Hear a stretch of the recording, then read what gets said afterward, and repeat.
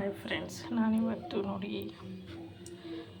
ಈರುಳ್ಳಿ ಬಜ್ಜಿ ಮಾಡೋಣ ಅಂತ ಈರುಳ್ಳಿ ಕಟ್ ಮಾಡಿಟ್ಟಿದ್ದೀನಿ. ಬರೀ 2 ದಪ್ಪ ಈರುಳ್ಳಿ ಈ ಥರ ಸ್ಲೈಸಾಗಿ ಕಟ್ ಮಾಡಿದ್ದೀನಿ.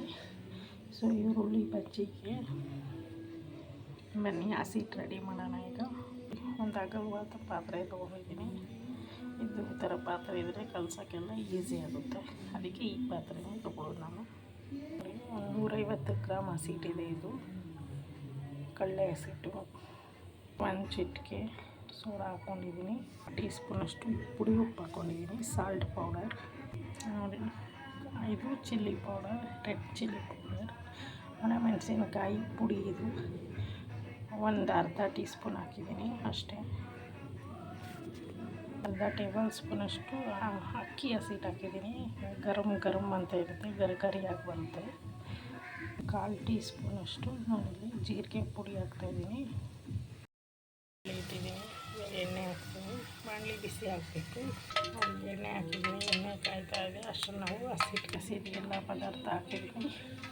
ಈರುಳ್ಳಿನೂ ರೆಡಿ ಇದೆ.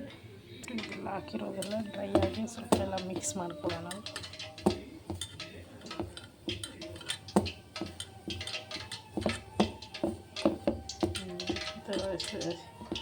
ಎಲ್ಲ ಮಿಕ್ಸ್ ಆದರೆ ಸರಿ. ಇವಾಗ ಮಳೆಗಾಲ ಆದರೆ ಈ ಥರ ಬಜ್ಜಿ ಮನೆಯಲ್ಲೇ ಮಾಡ್ಕೊಡ್ತೀವಿ. ಒಳ್ಳೆ ರುಚಿ ಸುಮ್ಮನೆ ತೊಂದರೆ ಆಗುತ್ತೆ. ಇವಾಗ ನೀರು ಹಾಕಿ ತೋರಿಸೋಣ.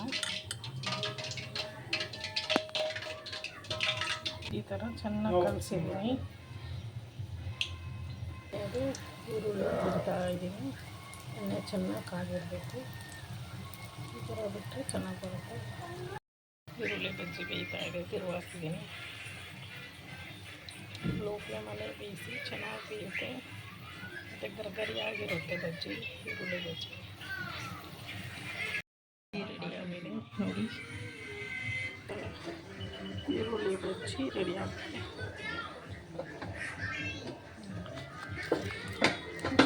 ಗರಿಯಾಗಿದೆ.